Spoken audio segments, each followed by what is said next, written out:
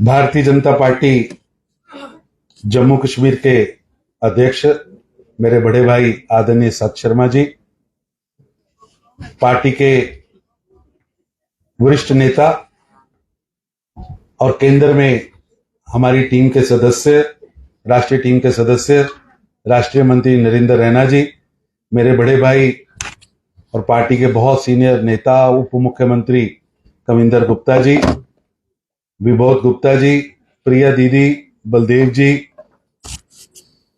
कुलभूषण मल्होत्रा जी, नरेश जी, कुलबीर चाड़क जी, राकेश जी और यहां उपस्थित अलग अलग मंडलों से आए मेरे मित्रों, मेरे भाइयों और बहनों,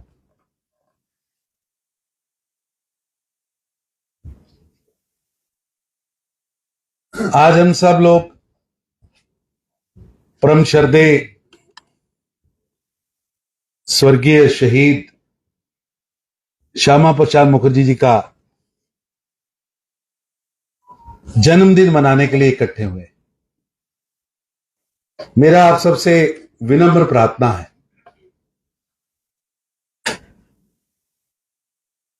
श्यामा प्रसाद मुखर्जी के जन्मदिन से हमें बहुत कुछ सीख कर जाना है। मेरे से पहले सभी वक्ताओं ने उनके जीवन के बारे में बहुत अच्छी अच्छी बातें बताई।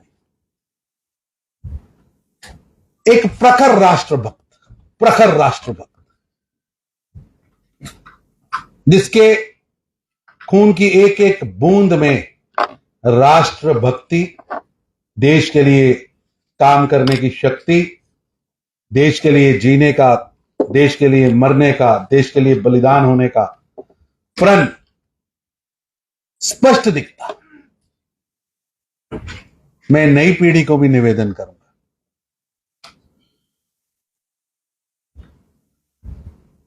आज अगर बंगाल और पंजाब के अंदर हम सब लोग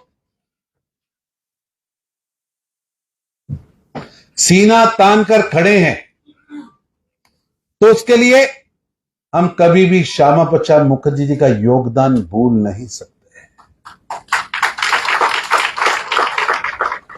कविंदर जी ने जिक्र किया, बाद में नरेंद्र जी ने भी किया, लाइन खींच दी।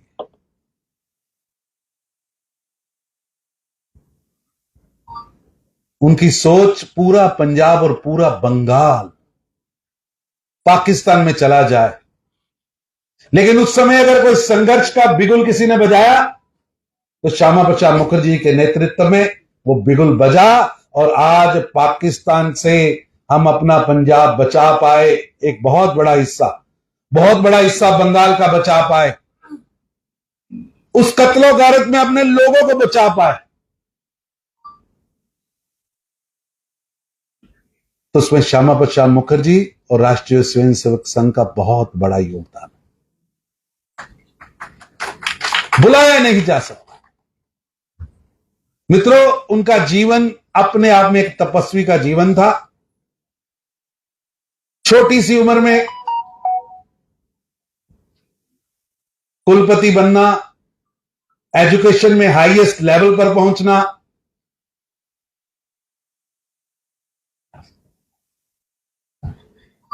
विधानसभा में पहुंचना, लेकिन अपने असूलों से समझौता नहीं करना, यह उनके जीवन की एक बहुत बड़ी बात है, बहुत बड़ी बात।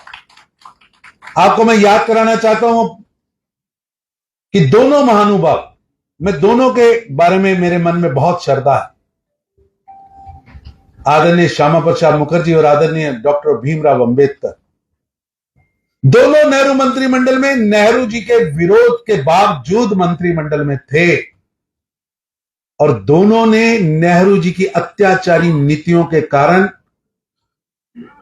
इस्तीफा दिया।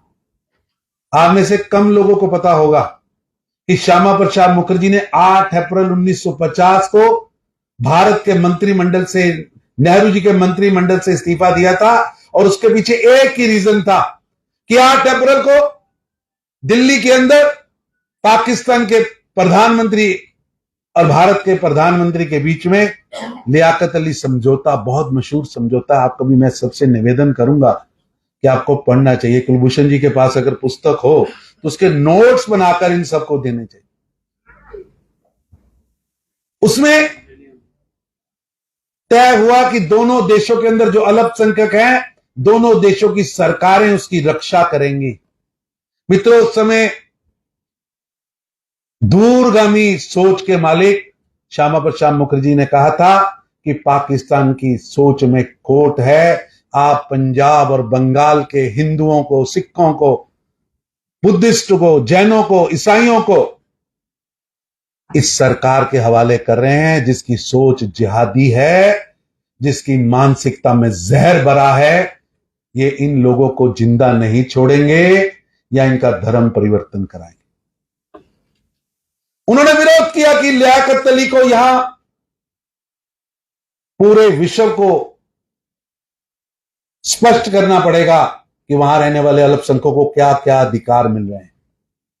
श्यामा प्रसाद मुखर्जी, जब नेहरू जी ने उनकी इन बातों को नहीं सुना तो विधानसभा, उन्होंने मंत्रिमंडल से इस्तीफा दिया और बाहर आ गए। पर मित्रों, आज देखो कि जब श्यामा प्रसाद मुखर्जी ने कहा था 21% आबादी थी हिंदू, सिख, जैन, बुद्धिस्ट के पाकिस्तान के अंदर, आज गिनती पर है, टिप्स पर हैं, वो लगभग 20% लोग कहां चले गए।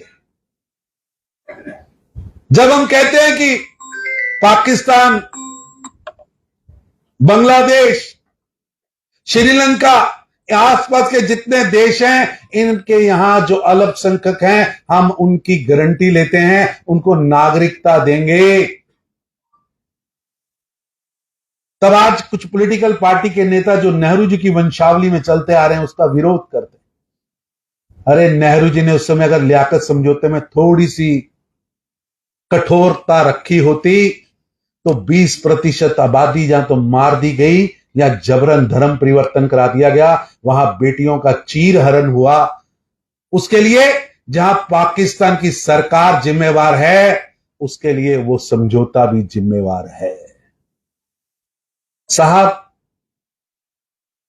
पाकिस्तान के अंदर ऐतिहासिक गुरुद्वारा हो, उस गुरुद्वारे का ग्रंथी हो, उसकी बेटी को दिन दहाड़े उठा के ले जा। बड़े बड़े लोग, वहां के समाज के प्रतिष्ठित लोग, बेटियों का धर्म परिवर्तन करा दिया जाता है, जबरी निकाह करा दिया जाता है, मार दिया जाता है।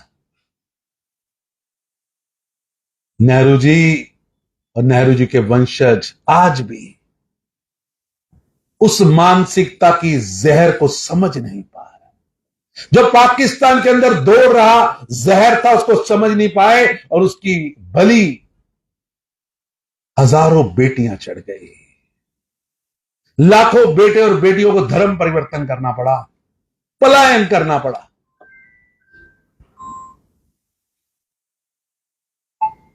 अगर पूज्य श्यामा प्रसाद मुखर्जी की वो बात मानी होती, वो नरसंहार ना होता।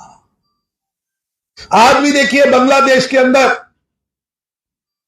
किस तरह वहां अत्याचार हो रहा है, इसका जिक्र श्यामा प्रसाद मुखर्जी ने किया था। अब सोचिए कितनी दूरगामी सोच थी। ये जो जिहादी मानसिकता है, ये जिहादी मानसिकता मानवता की विरोधी है। आज भारत के अंदर सभी धर्मों के, पंथों के लोग अपनी पूजा पद्धति के अनुसार शांति से रह रहे हैं। कभी सरकार की किसी योजना में ऐसा नहीं आया कि ये सामान, ये राशन हिंदू को मिलेगा, सिख को मिलेगा, बुद्धिस्ट को मिलेगा, मुसलमान को मिलेगा कि नहीं मिलेगा। नहीं, सभी के लिए एक कानून। और आसपास के राज्यों में, राष्ट्रों में क्या हो रहा है, उन देशों में क्या हो रहा है? ईश निंदा के नाम पर लोगों को सूली पे चढ़ाया जा रहा है, गोलियां मारी जा रही हैं। ऐसे लोग तैयार किए जा रहे हैं जो घुसपैठ करते हैं और आकर धर्म पूछकर निहत्थे निर्दोष पर्यटकों को गोली मारते हैं।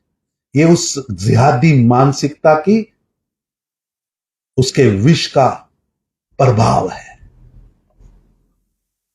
मित्रों, हम जम्मू कश्मीर में बैठे हैं। मैंने 6 जुलाई के आगे जम्मू कश्मीर लिखा था।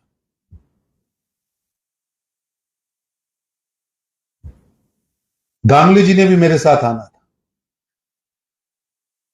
कि भाई जो योगदान श्यामा प्रसाद मुखर्जी का राष्ट्र के लिए है, उसमें सबसे ज्यादा योगदान अगर अपने देश के अंदर हमारा जम्मू कश्मीर का प्रांत है, उसके लिए है।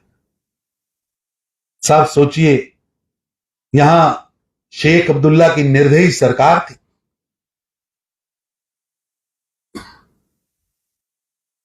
जो सरकार 2 विधान 2 निशान 2 प्रधान उसको लागू कर रही थी, और उनके पीछे तालियां बजाने का काम कांग्रेस कर रही थी।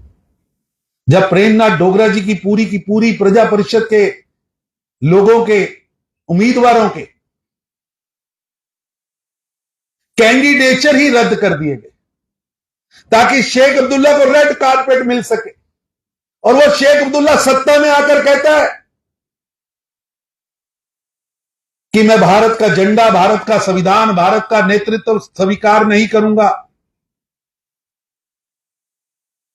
तब देश को चलाने वाले नेता नेहरू और कांग्रेस पार्टी मूक दर्शक बन के बैठी रही, उनके पीछे राग गाती रही, उनकी ट्यून पर डांस करती रही।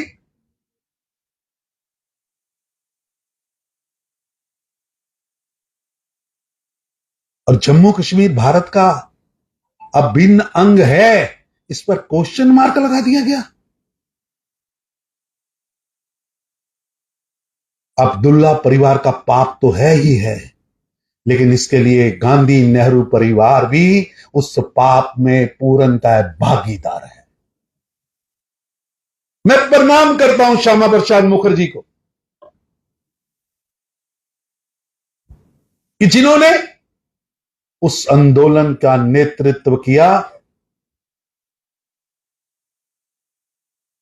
बंगाल के रहने वाले, जनसंघ के पहले अध्यक्ष, और एक ही नारा लेकर 2 प्रधान 2 विधान 2 निशान, परमिट सिस्टम नहीं चलेगा, नहीं चलेगा। सत्य जी जिक्र कर रहे थे, सचमुच वो दृश्य मैंने अपने परिवार से सुना, क्योंकि जो जत्था जलंधर के बाद उनके साथ बटाला से जुड़ा, वो हमारे परिवार का जत्था था, अमृतसर का जत्था था। मुझे इस बात का गर्व है कि हमारे परिवार के लोग साथ आए थे, लेकिन पठानकोट के बाद रोक दिया गया क्योंकि नेहरू जी चाहते नहीं थे। और जब माधोपुर से पूज्य श्यामा प्रसाद मुखर्जी आगे बढ़े तो उनके साथ आदरणीय अटल बिहारी वाजपेयी एक राजनीतिक सचिव के नाते उनके साथ थे। सारी दुनिया कह रही थी श्यामा प्रसाद मुखर्जी आपको आगे नहीं जाना चाहिए, अब्दुल्ला और नेहरू के मन में खोट है, स्पष्ट खोट दिख रहा है। लेकिन दृढ़ प्रतिज्ञा, राष्ट्र के प्रति समर्पित प्रखर राष्ट्रभक्त श्यामा प्रसाद मुखर्जी ने कहा मैं तो जाऊंगा और जम्मू कश्मीर में एंटर होऊंगा विदाउट परमिट। और मित्रों, वो ऐतिहासिक पल बुलाया नहीं जा सकता जब माधोपुर लखनपुर बॉर्डर पर पुलिस ने उनको अरेस्ट किया और उनसे परमिट पूछा और बिना परमिट उनको होने पर गिरफ्तार किया गया। जब पुलिस उनको लेके चल रही थी तो उन्होंने अटल बिहारी वाजपेयी की तरफ मुड़ते हुए कहा, गो अटल टू से the nation, Mukherjee arrested but entered Jammu and Kashmir without permit. वो भारत का पहला बेटा था जिसने अब्दुल्ला और नेहरू की जिहादी मानसिकता के खिलाफ बिगुल बजाया और जम्मू कश्मीर में बिना परमिट एंटर हुए। और उनका बलिदान जानबूझकर उनको उन कोठरियों में डाला गया कि जहां उनकी सेहत खराब हुई। उनका बलिदान भारत कभी भूल नहीं सकता। और अब्दुल्ला साहब को मैं और कांग्रेस को भी कहना चाहूंगा, भारत भूल भी नहीं सकता, भारत भूलेगा भी नहीं। और भारतीय जनता पार्टी उस पाप को भूलने भी नहीं देगी, भूलने भी नहीं देगी। लेकिन जरा सोचिए, ये नेहरू और अब्दुल्ला ने क्या षड्यंत्र रचा था। आज लाखों लोग हर हर बम बम करके अमरनाथ की यात्रा के लिए जा रहे हैं। सुबह अध्यक्ष जी एक जगह पर यात्रा की शुरुआत करवा रहे थे।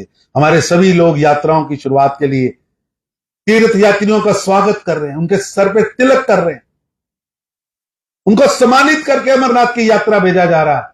अगर श्यामा प्रसाद मुखर्जी ना होते और नेहरू और अब्दुल्ला का षड्यंत्र चल रहा होता, तो सोचिए एक एक यात्री को परमिट लेकर यानी पासपोर्ट पर मोहर लगाकर जम्मू कश्मीर में एंटर होना पड़ता। सोचिए एक बार अगर वैष्णो देवी किसी को पूरे देश से आना पड़ता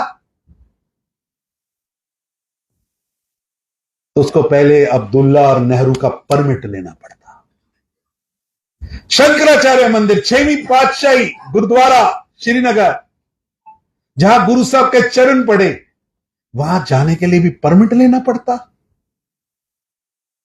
और मुझे शर्म आती है, सचमुच घृणा आती है कि ऐसी सरकार